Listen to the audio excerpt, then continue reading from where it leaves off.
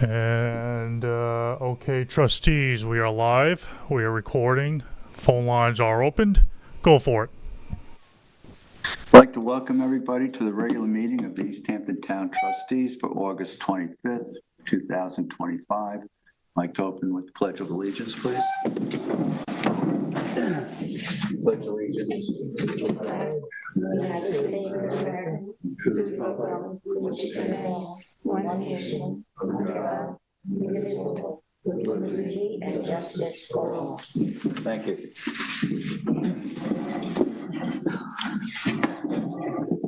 Arlene, can you do roll call, please? Certainly. John Aldred. Here. Francis Bach. Here. David Cavaletto. Patrice Dalton. Here. Ken Dollinger. Here. Tim Garnell. Jim Brown. Yes. Celia Josephson. Here. Bill Taylor. Here. Thank you. All right. We'll move forward to public comment. Matt, do we have anybody on the phone line? Okay, stand by, please, one moment.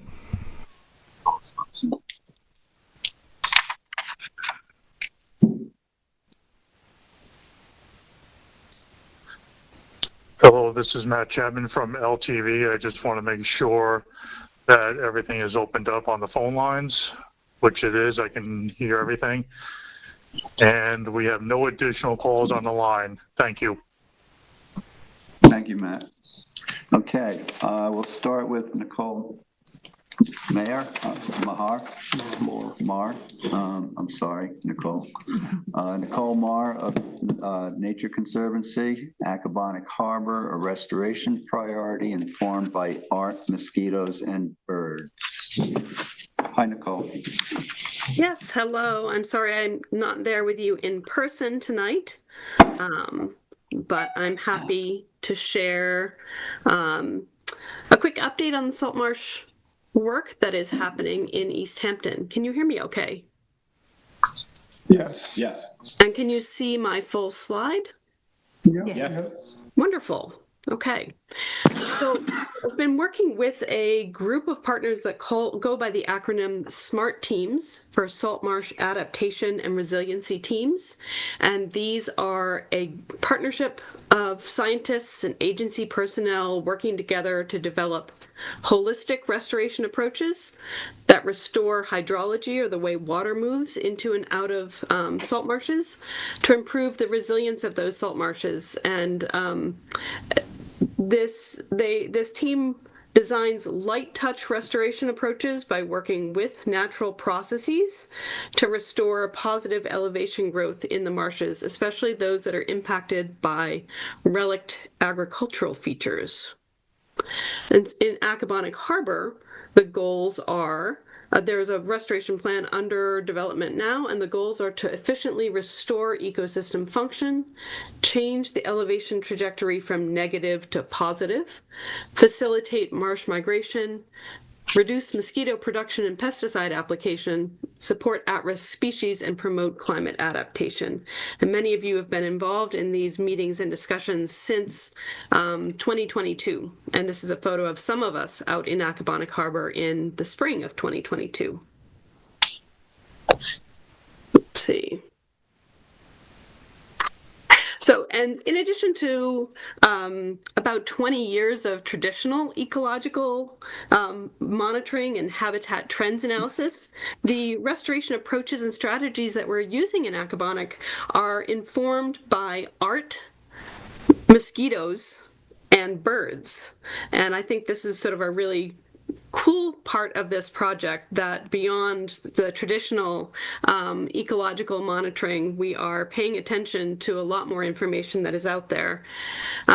First, in terms of art, specifically landscape paintings, they really opened the eyes of coastal ecologists to a history that we were unaware of.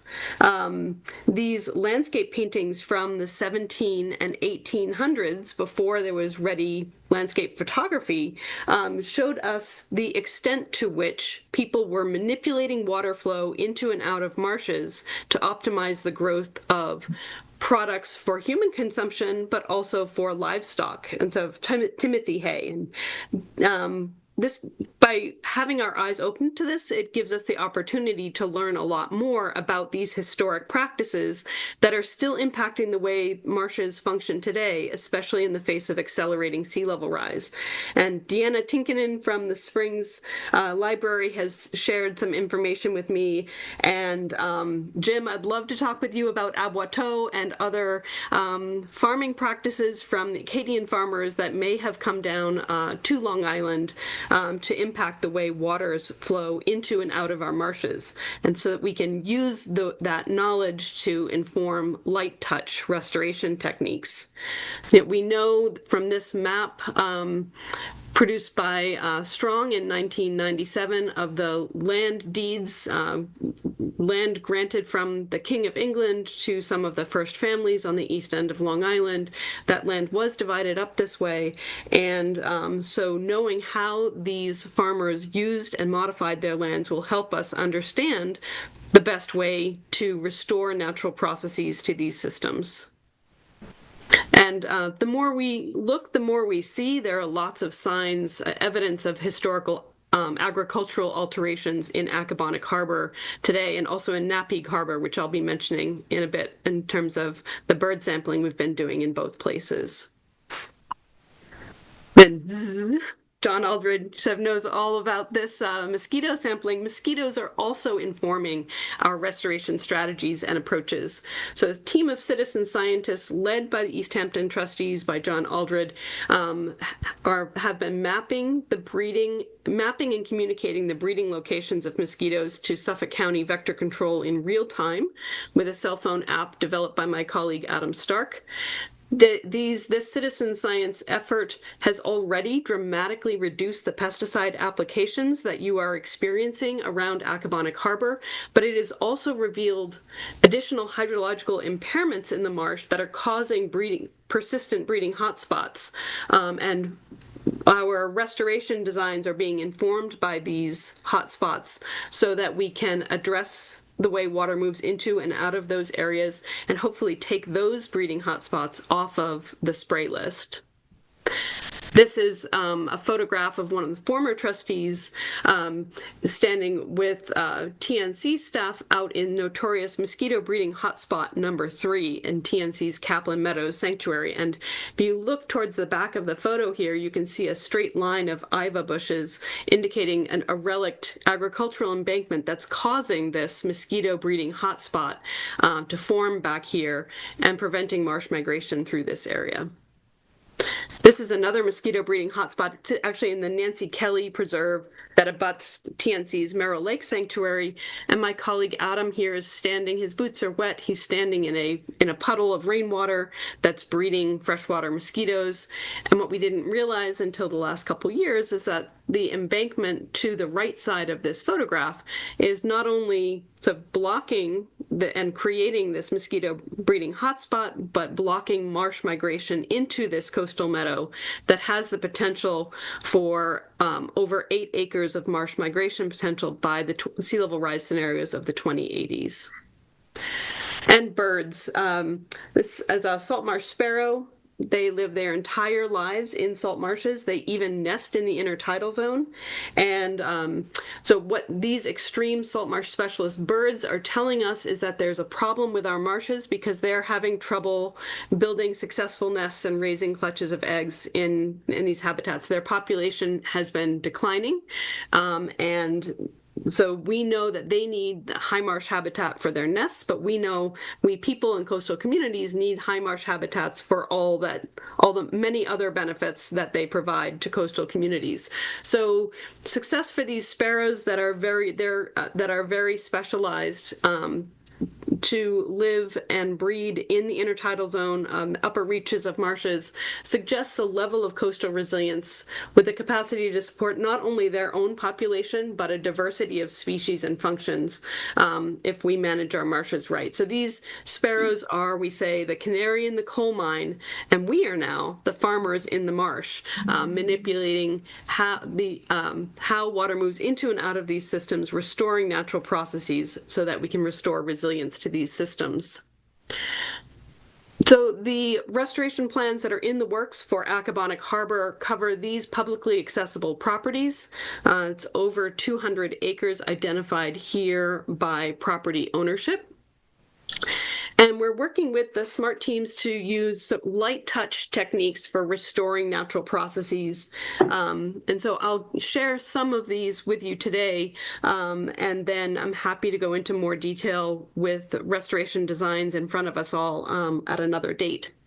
So one of the first techniques we use is called ditch remediation, and it's to restore that single channel dendritic network of water movement into and out of our salt marshes so that the marshes are able to store organic carbon and keep pace with sea level rise. One of the other light touch techniques that we'll use are called runnels, and runnels are not the same as ditches. They're really small channel hydrology to relieve waterlogging on the marsh surface so that plants can grow, and when the plants are growing and productive, they can build elevation and the marsh can keep up with sea level rise. We're also planning to use runnels through some of those barrier embankments, like I showed you behind Susan McGraw-Keeber and in Kaplan Meadows Sanctuary, and my colleague Adam at the Merrill Lake Sanctuary and Nancy Kelly Preserve. We're also planning to use microtopography, so beneficial reuse of the small amounts of marsh peat that we dig out with shovels when creating runnels to make microtopography on the marsh surface to create those local small high marsh habitats available for obligate salt marsh nesting birds. And also sort of innovative Phragmites control approaches that I didn't put slides together for tonight, but it basically involves identifying channels to move that impounded fresh water away from the upper edges of the marsh that is fueling dense stands of Phragmites, and identifying other single dendritic channels to bring in the tide and salt water to beat back and decrease the vigor of Phragmites. So the way that ditch remediation works is we want to raise the water level within the marsh peat so that when carbon is stored there, it doesn't get respired by oxygen penetrating too deep into the peat. And we restore those extra mosquito or agricultural ditches from the bottom up. So this is not just filling them with peat, filling them with sand, filling them with core logs. Instead, this is rebuilding the peat from the bottom up. And we do this by mowing end of growing season hay from the side of those ditches and raking or blowing that hay into the bottom of the ditches that we want to retire. And staking it down with twine. And then when the tides come in, this natural hay from the adjacent salt marsh acts as a filter to trap sediments and also forces the tide through the channels that we want to keep open so that suspended sediments don't clog all the excessive mosquito ditches, but instead are delivered to the surface of the marsh so that the marsh can build an elevation to keep pace with sea level rise. And as the elevation of these ditches that we want to retire comes up, it starts to support the growth of Spartina alterniflora, which will basically grow its roots and rhizomes through this network of mowed grasses and into the adjacent peats, basically healing the ditch from the bottom up, creating the very same material that is native marsh peat. Here's an example of just 1.5 years of response of a salt marsh. I went too fast. Ditches that were remediated on the left and not remediated on the right. And you can see how the native marsh grasses start to grow in and fill in those areas of the treated ditches. The next approach we'll use are these sort of small drainage channels called runnels. And the idea here is the opposite of the ditch remediation where we want the water table in the peat to rise. Here we want to drop the water table because it is being improperly held back on the marsh surface and drowning those marsh plants. And so this is an example of, I think it's 4.5 years of growing season where by cutting a shallow drainage channel can either be done with shovels or light low ground pressure equipment, we're able to let the tide go out at low tide and vegetation responds. Here's another example from another microtidal system in Narragansett Bay, Rhode Island, where over a course of 4.5 years, this permanently impounded water is allowed to have a way to go out with the tide, and the system revegetates without planting. It's all, the native seed is all there, and if we create the growing conditions for the plants can respond. And runnel cuts through berms. So this is another photograph of the boundary between the Nancy Kelly Preserve and Merrill Lake Sanctuary. This brown spot of grass is where my colleague Adam was standing in a mosquito breeding hotspot, and cutting a runnel through this embankment here will not only, the idea is that it will alleviate that mosquito breeding hotspot and connect this system to the marsh migration zone that we hope the coastal meadow there to be. Here on the bottom right is a map showing likelihood of marsh under a 2080s sea level rise scenario. The dark green is the most likely area to become marsh, and so circled in yellow there you can see the most likely marsh near the Merrill Lake Sanctuary under the 2080 sea level rise scenario is into that Nancy Kelly Preserve meadow. And so this is more than 8 acres of marsh migration potential here, but there are similar situations around the harbor that offer up to more than 80 acres of marsh migration potential around the harbor under this scenario. Finally, structured microtopography. We are still sort of working with researchers to figure out the optimum height and size of this microtopography, but obligate salt marsh birds like willets are finding these patches in points in New England, and these are growing. You can see right after placement in the panel on the left, and after one growing season in the panel on the right, you can see that taller high marsh grasses have found that higher elevation and better growing conditions. And so one charismatic character that is depending on us to get this right is the salt marsh sparrow. We have breeding populations of salt marsh sparrows in both Accabonac Harbor and in Napeague Meadows. This species is endemic to the east coast of the U.S., which means they exist nowhere else in the world. Their entire population is here on the east coast of the U.S. And their population is very vulnerable because of increased nest flooding from sea level rise and coastal storms. But they do have adaptations to help themselves. Oh, I must have sharing the wrong. Well, all right. I thought I had an updated presentation, but I will share this. So they have evolved adaptations to survive in the intertidal zone, where one of the adaptations is that after building their first nest that invariably will get flooded out, they re-nest right away, hoping to catch the stage of the tide as the new moon, full moon tides are becoming smaller towards neap tide cycle, so that they get that 23-day window they need to successfully raise a clutch of eggs. Another adaptation that they have for building their nests in this floodable intertidal zone is that their eggs have very small pores in their shells, and so the eggs are actually able to float and be inundated with seawater for a number of hours and still be successful. So this is a video from Dr. Sam Apgar from Fish and Wildlife that she filmed as part of her nest work when she was doing her graduate work. And what I'm going to show you here is a video that is sped up, but it captures an hour and 5 minutes and 27 seconds. So you can see as the tide comes in, these eggs float within the nest cup, but because the flooding is not enough to push the eggs up and over the cup of the nest, within 5 minutes and 30 seconds of the tide going out, the mother bird returns and all of these eggs hatch and the birds fledge successfully. So here's another adaptation. This is another video. This video is not sped up. It's in real time, also collected by Dr. Sam Apgar. And in this video, you'll see these chicks that are only 6 to 7 days old are able to climb out of the nest when the tide comes in. So as they're not ready to fledge yet, but they still have the ability to climb the grasses above their nest to keep themselves out of the floodwaters.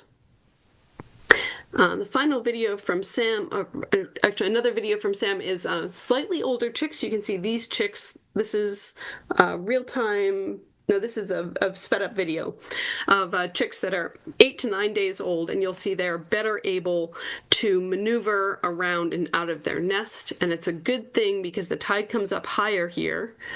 And as these birds get out of the nest and the water level comes up, you can see the debris from that nest flowing out of that nest cup. And so if these were smaller chicks or just eggs, those eggs would be lost. You can see the snails moving around, you can see fish moving around, and it's a good thing these birds have the ability to climb as well as they do.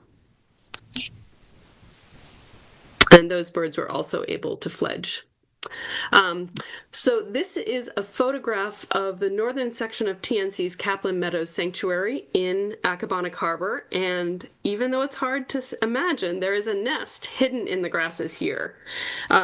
Back on Tuesday, July 8th, I told the East Hampton Town Board that after years of working with these birds and sampling them, I had never found an active nest. And so that was Tuesday, July 8th. But on Wednesday, July 9th, right there in that spot, I found my first active salt marsh sparrow nest. These 4 beautiful speckled eggs hidden under a sort of a woven bit of native marsh grasses, the Spartina alterniflora and patens.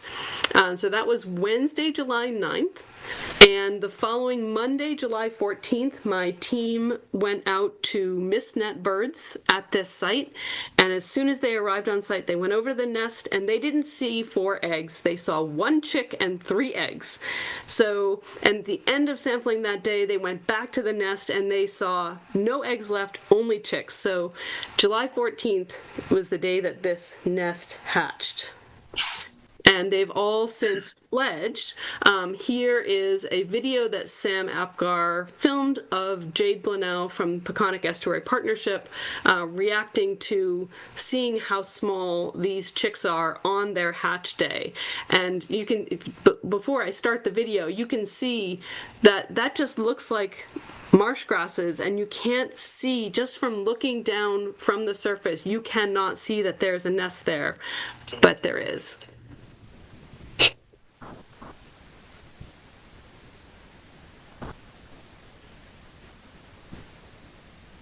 And you can see those little hatchlings sort of opening up their beaks, and the little yellow lines on their beaks. Jade didn't think they were going to be that small. Their beaks with those yellow lines are basically a target for the mommy bird to put food here. The next day out in Napeague Meadows, my team found and so those birds in Kaplan Meadows were too small to band on that day. But the next day, the team found a nest of 4 hatchlings in Napeague Meadows, and these hatchlings were probably 7 or 8 days old, and they were old enough to band. And so in the photo on the right, you can probably see that first bling, that first bracelet on one of those little birds. So those birds were banded with unique band numbers so that when we catch them again, we'll know who they are and where they've traveled. So we have been catching this year in August hatchling birds on TNC properties within Accabonac Harbor and the New York State Parks property at Napeague Meadows. These are 3 of those juvenile hatchier birds. The way that we catch these birds is with mist nets. So they're hard for the birds to see. The birds we flush the birds into the nets where we're able to remove them without harming them. One of the first things we do, this is a video from Sam Apgar too, is to sex the birds, because if there are female birds that are showing nesting characteristics, we want to sample them first and get them right back to their busy ladies. We need to get them back to work on their nests. And the way we do this is by blowing on their bellies. And this is a female bird. And you'll be able to tell because when Sam blows on the belly of the bird, you see a bare spot. It's called a brood patch. It's where her feathers have come out so that the heat of her body can be right up against the eggs that she is incubating. You can see this here. You can see that brood patch on that female bird.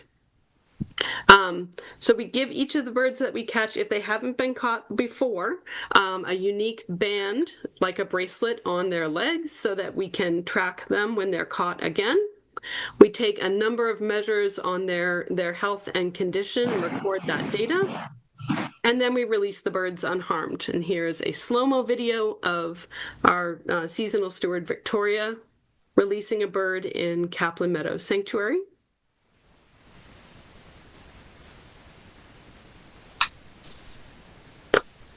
That bird may have been one of the ones that hatched from the nest, because that was a hatchier bird that we had not caught before, and it was too young to identify the sex of that bird.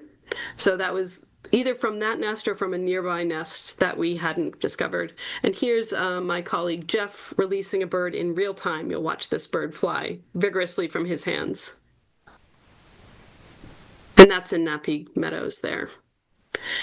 So the restoration questions that we're asking for sparrows include, whether there are sparrows present and breeding at sites that we're interested in, like sites across Accabonac Harbor and in Nappy Meadows, and then region-wide questions for their conservation and conservation of our include, do they return to previously unoccupied marsh sites? So if there's a site that doesn't have sparrows, but we restore the hydrology and restore the growing conditions there, will a salt marsh sparrow find that site?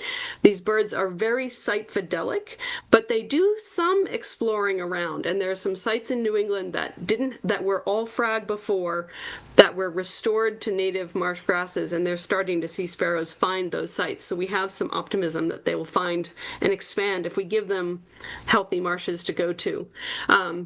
Does salt marsh sparrow productivity increase after restoration? After which restoration techniques? And after how long? So these are the types of questions that we're asking with the bird sampling that we're doing in East Hampton. So then I'm open if you have questions for me. I'm happy to entertain them now. Thanks for your interest. That was great, Nicole. Hey, Nicole, if you want to get a hold of me, just give the office a call and they'll give you my number. Thank you. Is that Jim speaking? Yes. Sorry. Excellent. Yeah, I'd love to do that and find time maybe to get into the records at the Springs Museum, Springs Library. Yeah, I think there's probably some definitely some water control structures out of some of these embankments that are up on the upper edges of Accabonac Harbor, and it'd be great to find them. Nicole, do the salt marsh sparrows ever try to nest in an upland meadow adjacent to a small salt marsh? You think that there are similarities there? Yeah, that's a good question, John. They don't nest in uplands. I think it's part of their predator avoidance. And there's some measurements from some graduate students in Connecticut and across the Northeast. They're trying to figure out even how close to Iva bushes will they get.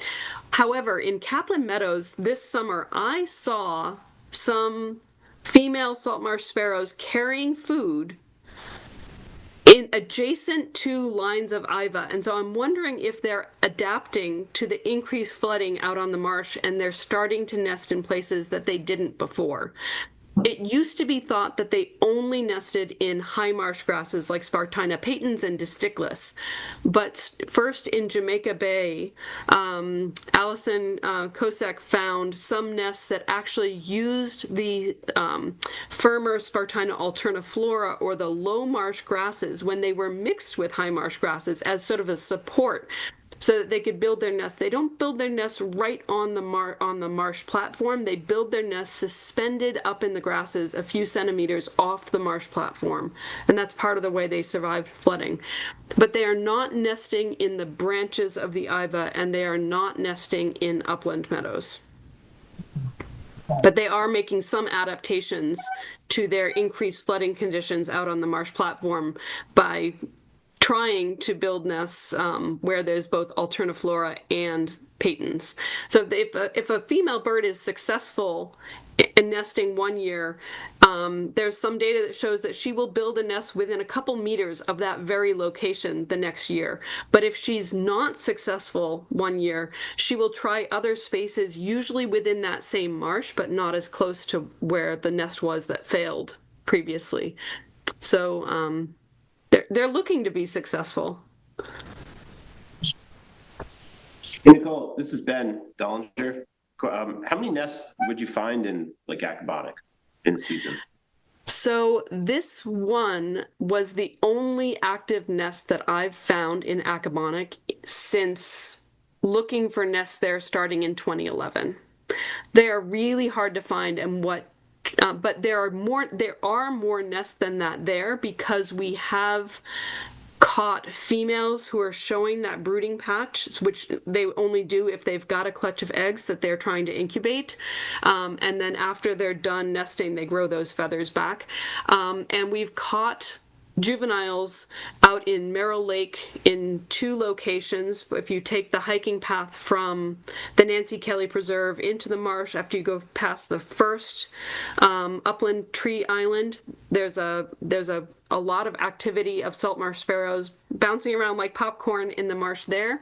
And if you take the trail further past the next upland forested island in the middle of the marsh, we caught 2 juvenile sparrows there the first week of August this year. And then up in Kaplan Meadows, I saw that activity of female sparrows carrying food. Other birds may carry food as a courtship behavior, so to show a potential mate, look, I'm good at catching food, or look, I'm good at building nests. But the salt marsh sparrows, only the females take care of the chicks, and there's no reason for her and no males wouldn't carry food anywhere. They would consume it where they find it. So because I saw salt marsh sparrows carrying food in the southern part of Kaplan Meadows, there had to have been nests there too, but we just couldn't find them. Does that answer your question? Yeah, Ben? I'm surprised the moms even can find their nests. And it's absolutely incredible. Yeah. So by watching sort of the behavior of birds, and on the south shore of Long Island, there's another TNC preserve where for a couple hours we watched a female sparrow carrying food, and 2 of us were grid searching that area, and we could not find the nest. They are also secretive, though. They sometimes bird watchers will call them the mice of the marsh, because the mother bird will not come straight out of her nest and fly. She will scurry along the marsh surface and then pop up further away, and when she's going back to the nest, she will fly and then pop down into the marsh and run the rest of the way to her nest so that she doesn't reveal its location. They are super, super secretive.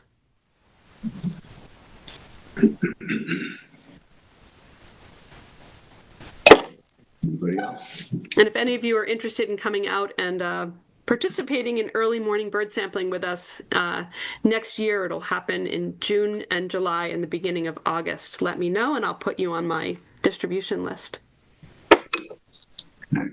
We'll look forward to your future presentations about the little more detail into the specifics of the projects on Kaplan or Merrill Lake, I guess, in particular. Yes, I'm hoping that those plans will be out and submitted for permits really soon, and then we'll have a chance to talk about that in detail. Great. Thanks a lot. Yeah. Thank you, Nicole. Thanks so much, Nicole. You're welcome. Thank you. Okay. Matt, do we have anybody else on the phone lines? You have 0 callers. Thank you. Thank you. All right, move on to new business, pump out boat. We have an estimate for spare parts, $1,309. Yeah. What happened is Doug did an inventory of what we had. And over this past year, he's been replacing hoses, replacing couplings, fittings. And, our inventory was getting kind of reduced. And rather than wait until next season to look, he put together this list. And Allison got it priced out. I'd like to make a motion that we just approve this and get this material so we have it on hand. I'm second. All in favor? Aye. Anyone opposed? Is that just so we have backup parts? You It said? is backup parts and, it's wear and tear items. Sure. Ask about the 5 days a week. Yeah. What's happened is after Labor Day, our schedules for pump out boats has kind of, it hasn't been consistent. During COVID, we found ourselves operating way farther into the fall than we planned. The last 2 years, the demand has fallen off dramatically after Labor Day. Doug again came back with a schedule for post-Labor Day, which is pared down, which I agree with. And I'm fine with that. I don't think it needs a vote from our board. It's more of an in-house discussion. Yeah, I agree. I don't think we need to go 7 days a week. No, There's no business. All right.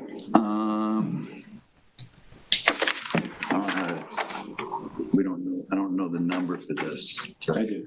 Oh, for what? Oh, the bond? Yeah, Did someone say it before? it's approximately $13,000. Something 9,500. Yeah, it's more than that. It's like between 13 and 15. Yeah. I don't know. On that, I would just motion that we We have to, right? that we secure the bond. Yeah, so we have payment due on our, what kind of bond is it? The appeal bond. Appeals bond, correct, thank you. The annual payment for this is between $13,000 and $15,000. I don't have it in front of me. So I would like a motion to pay that. I'll make a motion. Second. All in favor? No. Thank you.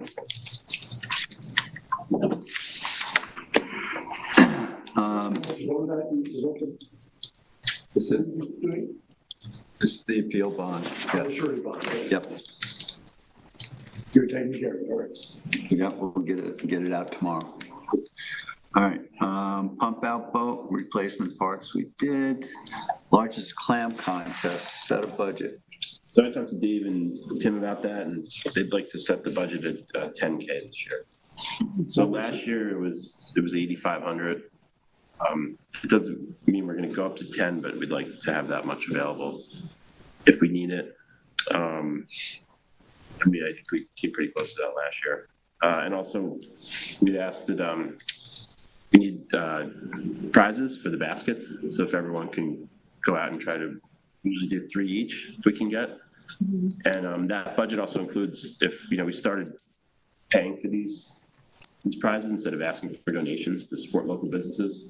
So I think feel it out if you want to ask or you want to purchase it. That'd be included in the budget as well. Should we just ask people in Yeah, like around? restaurants, stores. Jim gives a nice gift. Wine. We have to do kids baskets and adult baskets. So get creative, just fun stuff from businesses. A lot of businesses have been, pretty cooperative about Yeah, Yeah. donating. yeah, I asked last year, they made a donation. One thing, Arlene and I were at table and people were coming in, we had the shirts and the hats and things. Do we have the right amount now, or should we add to what we have? sorry. Do we have an inventory of what we have on hand? For shirts to sell, largest clam contest. Because we were running low on like children's sizes. I mean, we had a. Oh, yeah, of course, yeah. Yeah. We'll inventory, I'm sorry, I just didn't hear you. Okay. With my reading. Yeah, we always inventory all the T-shirts every year, just like a. Yeah, I would think we would want to do that now, so that you can get the material, get, if you need And I stuff, think get it. Susan is bringing all her stuff, she has a ton of stuff. And we're also gonna have some sort of system for selling tickets for food. Thank you. There'll be free food available, but after a certain amount of tickets are used up, you have to make a small contribution. Yeah, I think that actually makes a lot of sense. Yeah. Is that contribution set or is that? Yeah, Dave has an idea. I haven't Yeah, I heard the think you need some details. kind of rate schedule. Yeah. Because I'll tell you what, it got to be, Yeah. I want to say, it was bad. Yeah, so I think with that, we'll make a good chunk of the budget back. So I'd like to make a motion, we increase the budget to, I'll second that. okay, All in favor? What is the amount then? 10,000. Thank you. So we should decide if we want to do the clam pies again too. They've just gotten expensive, but I feel like it's the only place you can ever get those, and it's a nice tradition. But that started out as a competition. Uh-huh. And then the next thing, there's no competition. We're just buying them Yeah, and giving it away. Yeah. I mean, where does this end? could end with the clam What pies. about, what are we competing? Where was there ever, other than Clam the, pies. other than the largest clam? That's The chowder competition. And I have heard there's a lot of chatter, I think, about, there'll be, a good involvement of contestants this year. So it should be a good event. Yeah, I mean, it's a nice event. Yeah. It really is. How many people, it's just one person makes the pies? We bought them from where was it? The South Fork Bakery, they're, Last year. to say, people with disabilities at the Clam. Scoville Hall. Clam pies were over $1,000 last year. Yeah, Yeah, we 1,200 bought it. bucks. It's going, it's How actually. many were there? We had a lot, we had a good amount. Well, it's kind of a nonprofit, but they do a lot of good work. The whole thing is staffed by special needs kids and stuff. They do a lot of good things. Bridget Fleming is heading that up now. We gave them away? Gave all the food away last year. Cycle. We sold the clam pies. We could do that. That's a good idea. Since they're so expensive, maybe we sell the clam pies, John What if suggested. we sold them? Yeah. Some people would, if they want them, they'll buy them. Yeah, We set a I think reasonable price I on think them. that makes sense. Yes. Because they have gotten expensive. We have 10,000 to figure out how you're gonna spend it. We'll figure it out. Well, you don't have to spend it. No. We can recoup some of that. God, I remember when we first did this, it was $5,000. Yeah, And then whatever cash we have left, we'll just throw it kind of my from the point. It stage. just keeps growing and growing and growing. So listen, maybe we can Well, get I this think over it to. does, I noticed last year, it's like, once the food's gone, everybody's gone. Yeah, And it shouldn't be that. no. We have Lynn Blue secured for music. Nice. Okay, Be a good day. great. Yeah, thanks, guys. Committee reports, Acabonic, 315 Gerard Drive, Town ZBA hearing for an RSP permit. Arlene, when is that hearing? Do you know? Oh, just forgive me because I got distracted for a minute. So this one, David and I both looked at the TAM, the Technical Advice Assessment Yeah. Memo, and we Griffiths has found it in his folder. it to be sufficient, and we have no comments. It That's protects everything that we needed, we were looking for, and it's quite good. So if you wanted to get back to them and say that We it, don't need to do, no, no, we do not need to. well, we reached out to them once with one that wasn't quite right. Mhm. They accepted that. So I don't know, just like closing the loop and just going back to them and You saying, wanted to just close the loop by saying we have no comments on it. right, we have no Yeah. comments. You know what I'd like to try and avoid is, you know what we got into years ago was where we did a knee jerk on almost every single application to hold the record open. What does that mean? Like a knee jerk, like you didn't? Like every time there was a ZBA, Well, we were getting late notice at that point. and we would do this thing where we would just contact the ZBA and ask for the record to be held open, like we were gonna send something in on it. We never sent anything in. Well, I think And now, we were holding up people's applications needlessly. but I think That's now what it we came have down to. the way at least David and I are working on the ones that come through. We've handled them in a timely manner and thoroughly. So, Well, I don't think it hurts to respond, even if we have no comment, as long as it's, before the hearing. right. During the I think that's, hearing. it's courtesy, right? It's just. Anyway, so they don't have to wonder, like, what are we holding out or whatever. But anyway, Thank you. Aquaculture, new moon mosquito larvae count. Oh, yeah, today was the last, well, maybe not the last, but we may do one more count in 2 weeks, but getting near the end. This is the new moon count. Actually, the tide was quite high today, came in very fast toward the end of the high tide, flooded the marsh. We didn't really find many larvae. There were some very upland pools of water that looked like they had hatched a while ago. They were large, late-stage larvae. Didn't find very much on the lower marsh at all. Apparently, the marshes up west, maybe it was the timing that the crews from Vector Control checked the marsh, but it was so flooded that they're just going to go back in a couple of days and look at them again. But I think what happened in Ecobonic was we got out there before the tide really got very high, and it only got high sort of in the last 45 minutes of the check.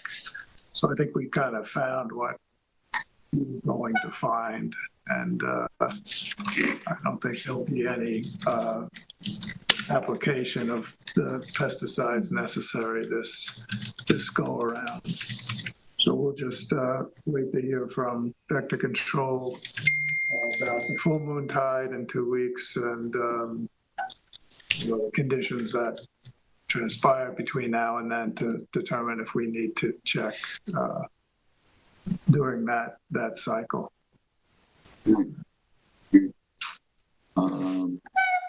Latest blue-green algae numbers. Yeah, I just want to share my screen here. And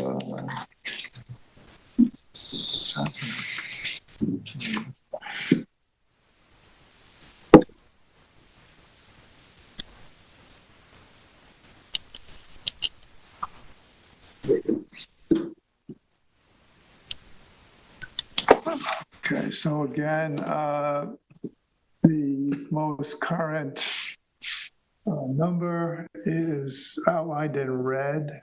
So the 2025 number is 273, I think that is. Yeah, 73.68. Corresponding number for this date last year was 402, is that? Or 2.72. Pretty good. So it's staying low, or lower anyway, consistently. So hopefully it'll, now that the weather's starting to cool down, we won't see we won't see spikes. Numbers jumped in October and then into November? It did last year. Yeah. Wow. So we'll see. And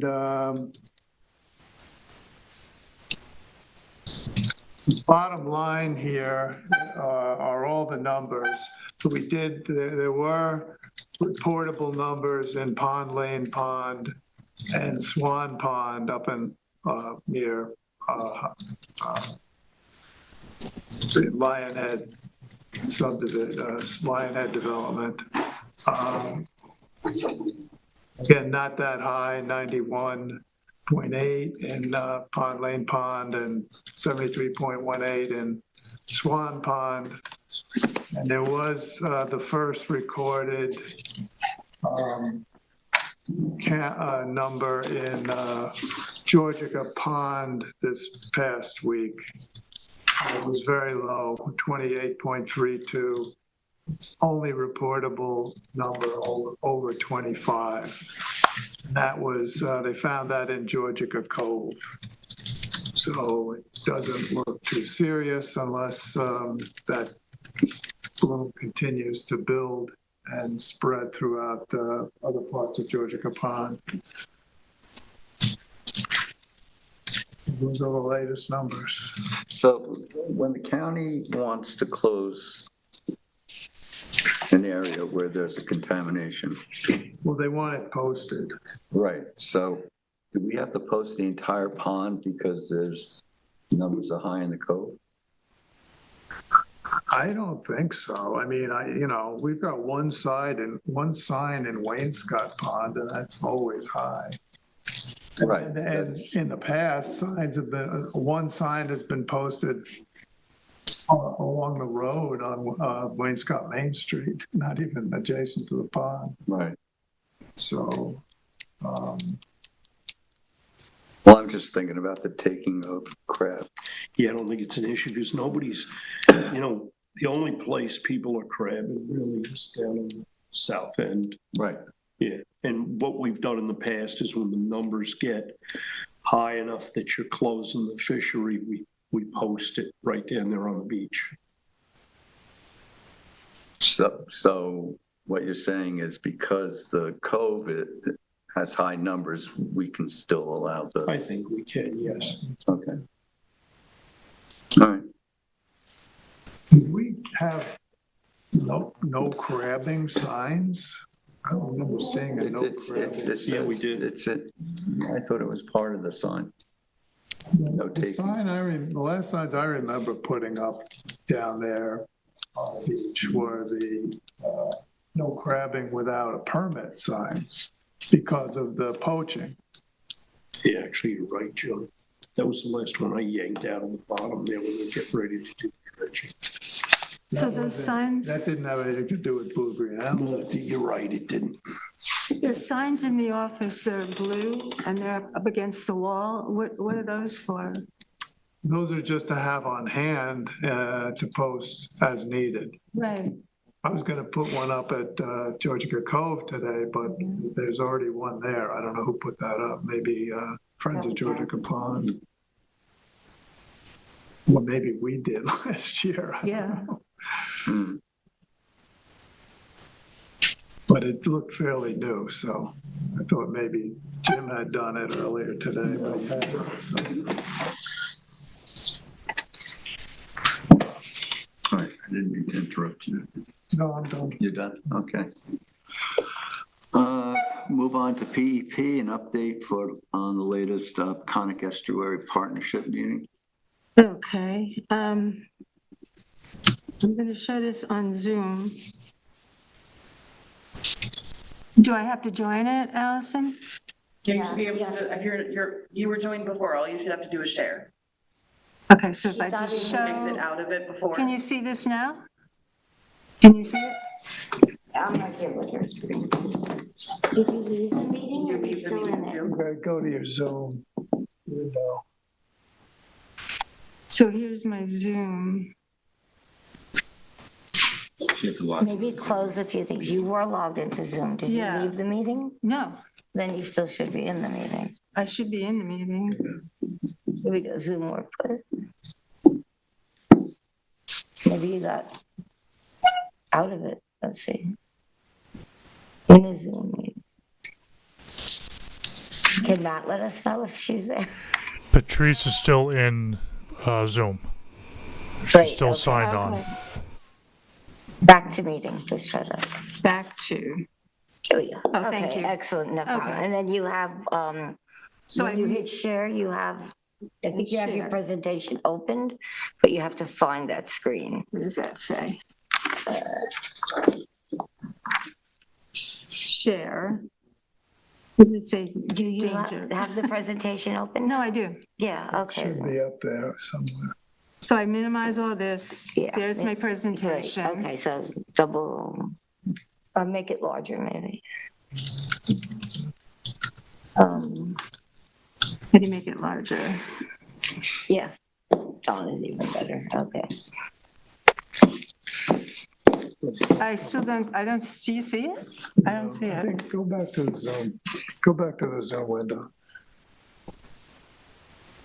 Back to which one?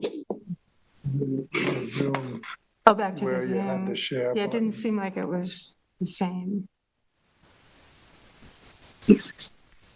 Just close some things, okay.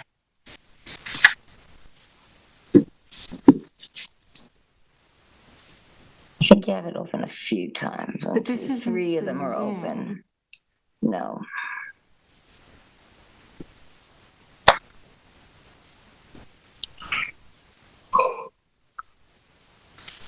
I'm not finding it. It's probably a window hidden behind a window. Too much stuff on this computer, Patrice. Okay, here we go. Oh, here's the Zoom right There's the here, Zoom. because she's in screen Okay, so share. I have to go, oh, wait, I have to hook that. No, you No? don't need them to see you. Here. Now open this up again. Hit share. And it should be here somewhere. But it That doesn't. presentation Where? should be on one of these. Is it one of these? No. So if you go at, click, read that one. Entire screen. It was there. Tell mine shows up. It's a learning experience, right? Hold shift to select. Okay.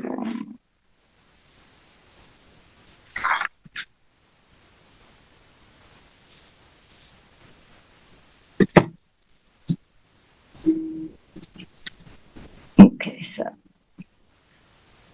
Can I let John come back? It's open on her thing, but it's just not showing it. It's not showing up. If she can minimize that, she can. And when I click share, it goes into like a warning. What is the presentation called? Hold on, I'm just gonna close this for a second. It's kind of not doing what it should when she does share. It doesn't show the window that's open. Do you know, what is it called? None of this is it? No, this is mine. Mine is the PowerPoint.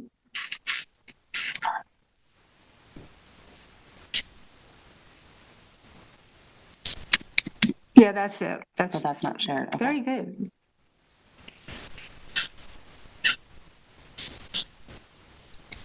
Application, desktop windows, keynote. I don't know what that means.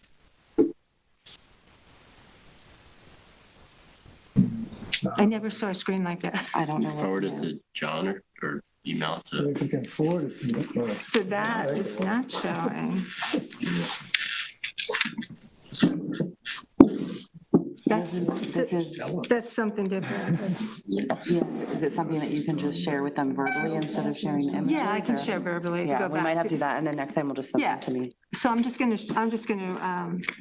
explain this to you.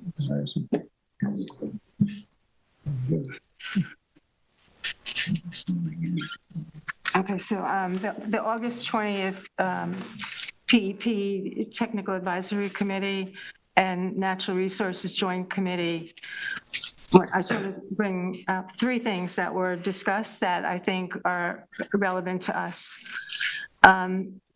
One is there's an app that's being developed or will be rolled out in September that's going to present all the water quality data in an app that you can get from the App Store or Google App Store. And it's going to be available in September on the App Store. And it's, they showed some screenshots from it. It's got all the data. You know, the Goldberg's data, Board of Health data, So everything. the app is just under PEP, or does it have another name? I think it's called PEP Water Quality Data, but it's quite a complicated data integration that they've done, and there's someone at Stony Brook who does that. Again, it wasn't live when I saw it, but I imagine it will take some time to learn to navigate through the screens and what it means, what the data means, what the limitations are. So it's good, there's going to be some education needed on that, but it'll be interesting. Okay. Navigate it for us. Then another thing, so we're voting, we're in the voting committee, so we have one vote for the trustees. And the October,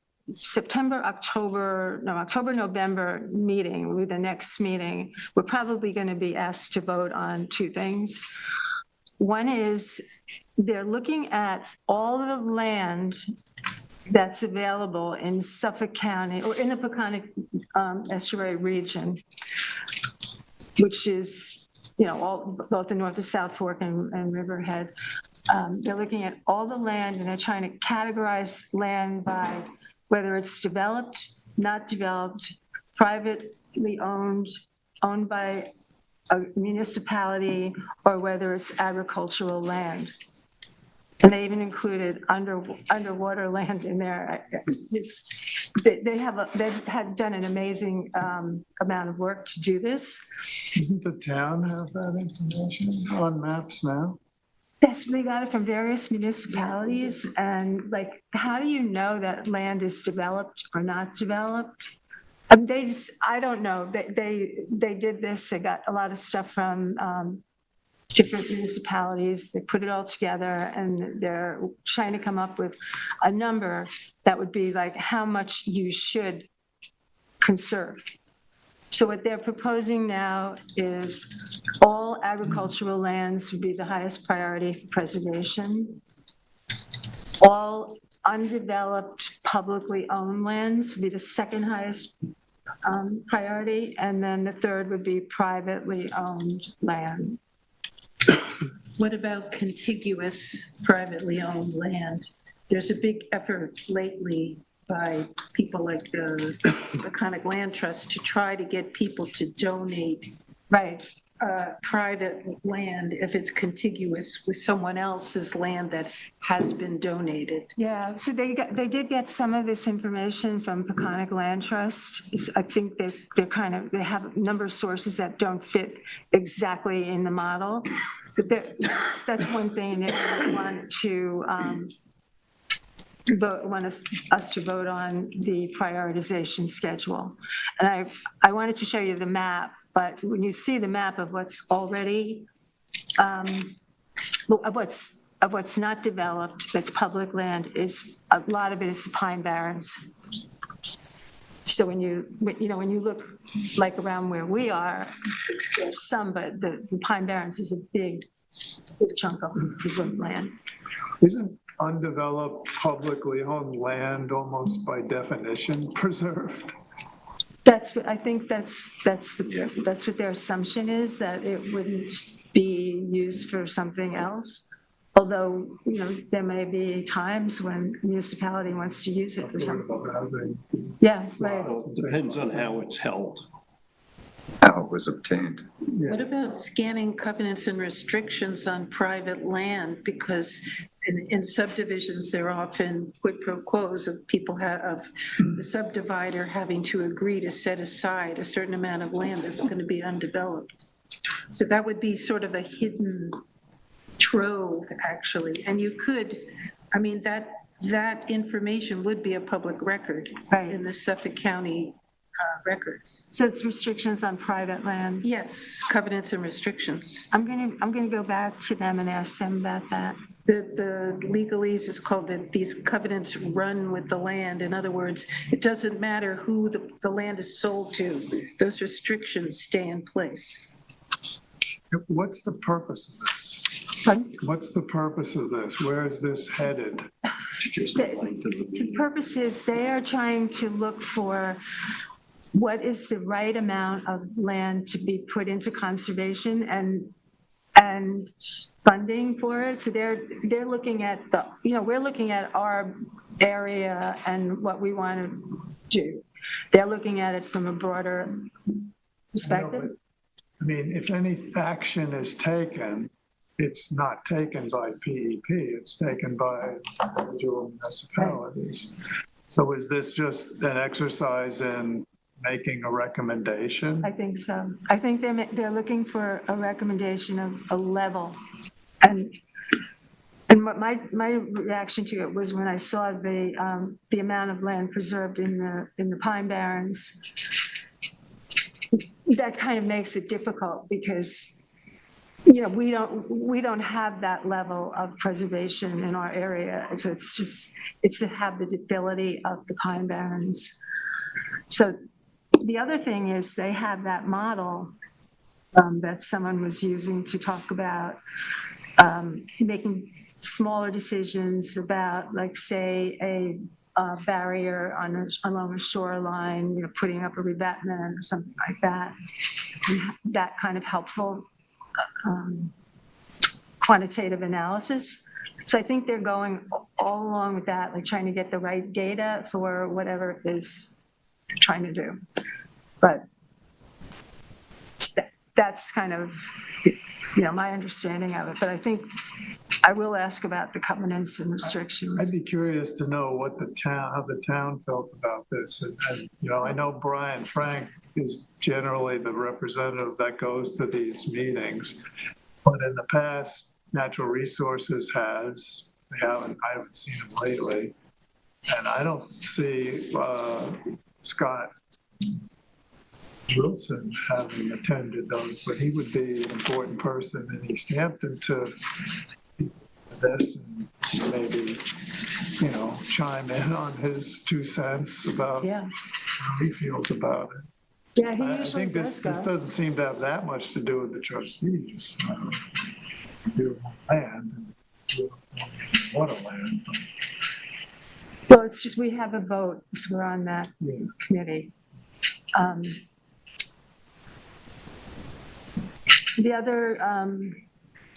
The other thing, which I wish I could show you, is they've gotten some money left over from, they have some money from earlier years. And what they want to do is, this goes back to the barriers along the beach and the public access. They are looking at, is there anything that they could do to demonstrate if you remove a bulkhead, how would you remove a bulkhead? Like they're looking for a demonstration project to remove a bulkhead that's not helpful, that's a bulkhead that's problematic, and they have some funds for it. So they've identified 3 sites, and they're going to want to reduce it to 2 sites at for the next meeting, which is the fall meeting. And then they're going to want to take one of those sites and put it out to bid for a contractor to bid on it. And they would be footing the bill for that removal, or the homeowner? They're looking only at publicly owned. Oh, publicly. Yeah. And they say they have money for it. So depending on what the bids come in for. Any of these in East Hampton? What are they gonna transform the bulkhead into, like a beach? Well, okay, let me just go through the sites. One is in Southold. It's on Main Road in Southold, and it's hardened shoreline owned by the state of New York. And that's one candidate. Someone at the meeting said that bulkhead had recently been redone, and they didn't think that it would be politically palatable to rip it out. So then the next one is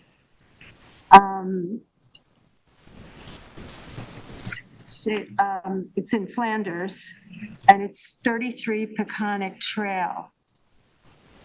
And it's sort of a little canal with a house on it that the town has come into possession of. And it's got a small bulkhead. But I wouldn't even call it a bulkhead. It's like, it doesn't really do anything. It's got dirt piled down, and it's sort of, if you wanted to remove that bulkhead, it would probably be a safe one to remove because it's not out anywhere, it's not exposed. But I don't know if that would be the candidate I would pick. Then the third one is Napeag, the Smith Meal Factory. And there is a small section, shows to you. This is on the east end. It's like the west. That, I don't think, that's a pretty erodible shore. Yeah, that's I don't think anybody's eroding. I don't think anybody's gonna agree with pulling that bulkhead out. I'm not. I know, it's like, it's so settled and it's old and. Where exactly is the bulkhead there? Where is the proposed area? Bulkhead is right here. It's this part around here that's holding it up. That's the old basin. That's the old basin, I think. Yeah, There's that a right there? basin there, Yeah. surrounded by bulkheads. Yep. So those are the three candidate projects. And We got it down to two, Yeah, right. All right. And only one of them is in a sphere of our interest. Yeah. Yeah. But we have a vote on that, you're saying? Or, do we have a vote? yeah. Yeah, we have one, the trustees have one vote in this committee. Just so we know, that's land that we don't want any of these. No, I don't want them. Even the one in Napeag, we don't own. State of New York owns it. No, they're asking for, not that we own it, this committee is supposed to vote on the, whether removing it would be a good idea. yeah, which of these properties that they have Yeah, I identified. kind of agree. I mean, I don't think we should be sanctioning something we know nothing about. So we I don't mean, vote. what if we agreed and voted, yeah, and they did it and it caused the problems. I think the safest one is that one in Flanders, which is the little house. Nowhere near our house. If you had to pick one, this one. That's so there's a bridge, there's a culvert, there's this little bulkhead. It's barely a bulkhead. I mean, it's. Might be a good one. But again, I would be curious to know what the projection is for adjacent properties, regardless of where they propose to do this. How might it impact adjacent properties? Because it's certainly at Napeag that looms very large. Well, Right. fortunately, Napeag is mostly state, but just to the west of that is private property. You got property that's houses. having a severe issue with erosion. Exactly. Right. But we don't know, we don't have no idea what's happening here and how, the history of this shoreline, why that bulkhead's there, what other structures might be in adjacent properties and how something would impact other Good point. people of interest there. I don't know. I think when we went on that boat ride, Francis, I think this is probably one that we went by, like that area. Yeah, they didn't point it out. No, they didn't point, but I wouldn't know where this is. I don't know where the Southold one is. I would have to go and look at them. I don't have any idea. But, so those were the three things. But again, I mean, if we just, I don't know, it's kind of okay, we've seen it, if we've seen it and we have an opinion on it, but how informed an opinion is it Of us, right. of us, being asked to vote on it? It's just an opinion. And not, I don't know. I think you would need maybe more of an engineering. Yeah, there has to Assessment. be some Somebody has to do an analysis of Or do a presentation what's on going to this thing happen and fill once in a lot that's of these removed. blanks. What meeting is this? Is this, again, this meeting was Technical Advisory Committee and Natural Natural resource. Resources Subcommittee combined meeting. Right. Is the next one that they're being asked for this vote also going to be at that same Technical Advisory Committee, Natural Resource Subcommittee combined meeting? Yeah, it's There's so gonna many be, committees in the PUP. it's gonna be the joint committee again, and I'm not clear on what she wants at that meeting, if she wants the two top candidates or the one. Or she's gonna want the two and then vote on the one to get an engineering report on. Well, we shouldn't cast a vote unless we have all the information we need. I would say that too. I would say unless we get more information Yeah. and have some ability to analyze it or have it analyzed, shouldn't really. It seems like if you had a real project that you had a bulkhead you wanted to remove for a reason. Yeah, this is like sounds like an experiment. Yeah, it sounds like they have extra money, they have a budget. Right, yeah. So, but thank you for all those comments. I'll get them back to this was Joyce's. Okay, thank you. You're welcome. Move on to administrative payment of the bills. The following bills will be paid. East Hampton Marina, $147 and $136.68 for fuel. Montauk Anglers Club, $479.66 for oil change and other items, $82.54 for fuel. And the USGS Georgia Capon buoy, $4,069. Do we pay all of that, or is that shared? That's our share. Oh, that's our share. But it doesn't seem right to me. I thought that there was a one-time payment to cover 5 years Well, or something. maybe before, I'd make a motion to pay all the bills except for that one and get an explanation. Excuse me on Is that. that in the pond? Is that in the ocean? It's No, in it's the in the pond. pond. I thought And it's split three I ways. thought this is for the next 5 years. But we just paid last year. Yeah. We went through this whole thing with it. It was Yeah, a let's brand just- new contract. Yeah, can we just table that and get an explanation on that bill? Because I recall we paid a fee last year, which was comparable to this. And I didn't understand it to be an annual expense.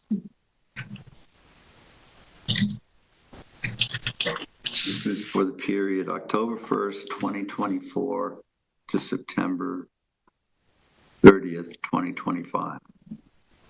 You know, So it's annual. It is an annual.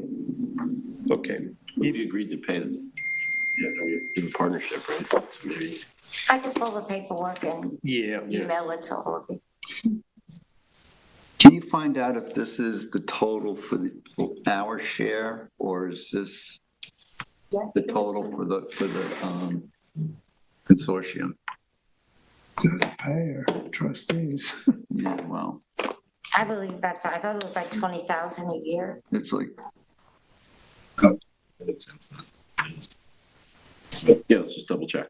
I can pull it up, but we can do it for next meeting. I'll forward you. okay. Thank you. Anybody have anything else? Do I have a motion to pay the bills? Make a motion to pay the bills. Second. All in favor? Yes. All right. Anybody have anything else they want to discuss before we go? May I just say that the Agricultural Protection Committee is having their annual meeting on September 21st at the Mullins House. And just keep that date if you want to go. It's usually fun. Yeah, it was a good meeting. Yeah, When's that? When is it? it's 21st Okay. of September. Anybody else? Do I have a motion? I make a motion to close the meeting. Second. All in favor?